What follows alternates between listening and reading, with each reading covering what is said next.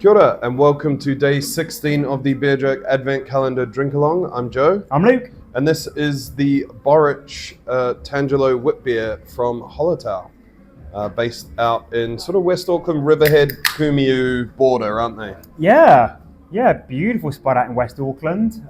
Great place to go mountain biking. Great place for running. A bunch of the Beer Jerk Run Club gang go running in the woods there quite often. And a pretty famous, bit of an iconic beer garden, isn't it, really? Yeah, cheers. Yeah, it's been open probably over 10 years now, or just about 10. Yeah, or 15 maybe. It's got a long time. Oh, yeah. Well, when I went the first time was maybe 2016, and it seemed quite freshly renovated. Yeah. So I might have just assumed it was brand new. Yeah, really beautiful operation. It will be probably well known to the Aucklanders watching, but people around the country may not have been to Hallertau in West Auckland.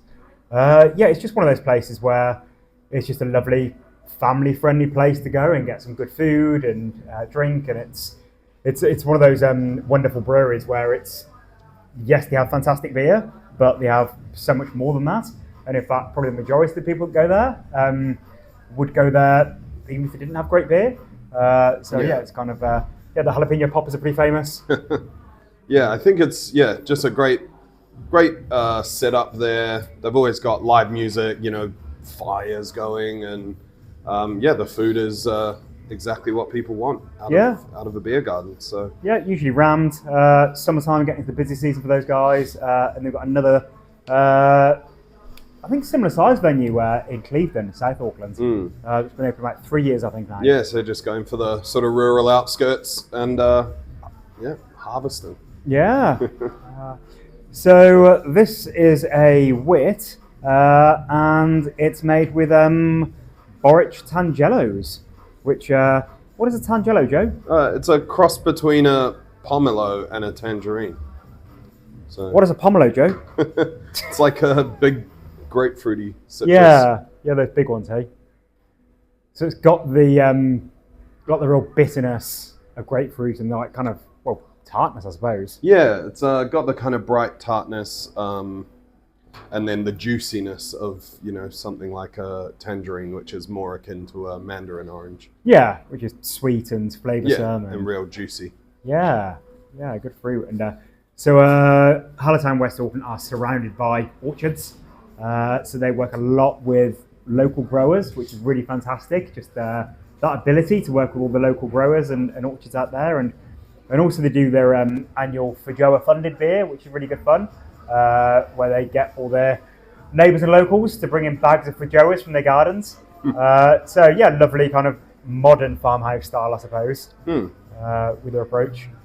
And so Hallertau is Steve Plowman and his wife Hayley. That kicked things off quite a while ago, and they made a pretty big splash straight away. I think they won the first NZIPA challenge at the Malt House. With the Maximus, or? Yeah, it's what would become Maximus. Not Stuntman, I think. Which I think is still out there. Yeah, Stuntman was a bigger sort of double IPA. And they've sporadically brought back that original recipe as OG. Because we included it in the beer club once in the box, and we've had it on tap here as well. And of course, like Hamish was saying the other day at Isthmus, brewers iterate and change their recipes over time. So kind of fun when a brewer says, "Oh, actually, it has changed over all of the years. Tastes are different." So nice to kick it back. So that OG was banging.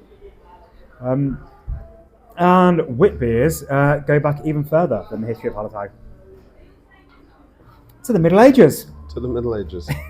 Thereabouts. Very much connected to Belgium, and all European brewers would use all kinds of botanicals to hold Reinheitsgebot of 4 basic ingredients: your hops, malt, barley, and water. Is a relatively modern phenomenon. Brewers would use all kinds of things, and hops weren't really cultivated until the last couple of 100 years. As much as hops would have been used in beer historically before then, but also just as common would be using all kinds of botanicals, herbs, trees. So it's really interesting, for me at least, going through history books and just reading about those beers that would incorporate, things like juniper berries or spruce or blessed thistle. And in Belgium, They had fantastic trading all around the world, and with the Dutch and with the Portuguese traders and the Spice Islands. So as much as you might think about, in the 1500s, wasn't it pretty hard to get bitter orange and coriander and paradise grains and all these wonderful things? But it really wasn't. It was just the trade flowing. So the original Witbiers did have sort of bitter orange, which is an orange variety, peel, and coriander seeds that makes for a super delicious beer. It just goes so well with that Belgian wheat yeast, right? Yeah. The yeast really brings out those kind of bright citrusy flavors. And coriander seed, if you ever sort of bite into one, it is very citrusy as well. But yeah, it's a lovely style, lovely summery style. Unfortunately, it's rainy on this Monday, but we've had a lot of very hot days previous, and this is the kind of beer that you like to, sit out in the sun and get refreshed. Good summertime swinging beer. Yeah, absolutely. And it's part of a whole family of wheat beers, which aren't that popular in New Zealand. I'm not really sure why, but there are, all kinds of different wheat beers. So you've got your, German wheat beer, Hefeweizen, that people know. And then that's a whole sub-family of styles, your Dunkelweizen and Doppelweizenbock and Kristallweizen. But then you've got your, I suppose, more unusual styles like Gose, Berliner Weisse, Lichtenheiner, and more modern styles like wheat wine. Have you drank much wheat wine? I've had a couple, breweries like Teol and stuff sort of pump them out semi-regularly. Yeah. Bibliothek. Yeah, we've had those in.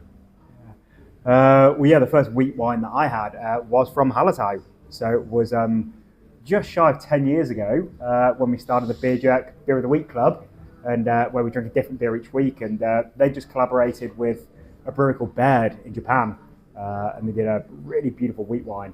So that was in our first or second box, I think. That was in just the first dozen or so weeks of Beer Jack. They've clearly always had a bit of an affinity with wheat. But this style wit is a style, like so many of these historic European styles, that died, that disappeared completely. So through into the 1950s, it was just declining and declining. And then the last Witbier brewery closed in Hoegaarden in the early 1960s. And that was it. No one had any recipes, no one had the yeast, no one knew what to do, because no one really cared. People were drinking Stella. And weren't really that interested in these weird old man beers until this chap, Pierre Calisse, who was a milkman or postman? He was a milkman.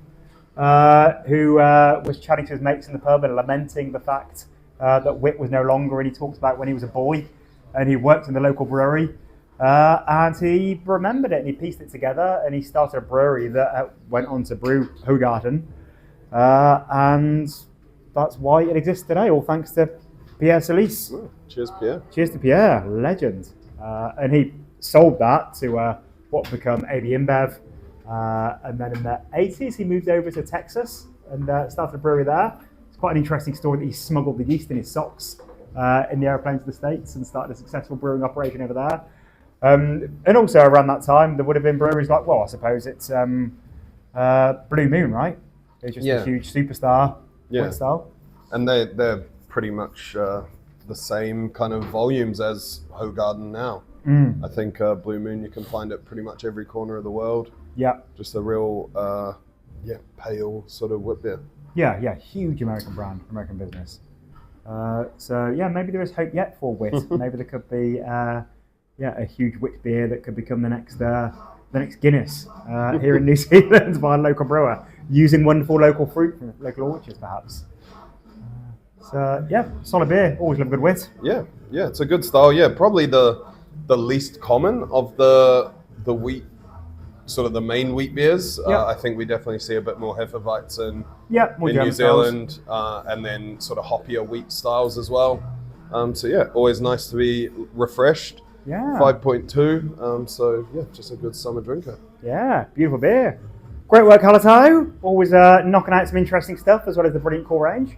Thanks for joining us. We will see you tomorrow for the next day of Advent. Cheers.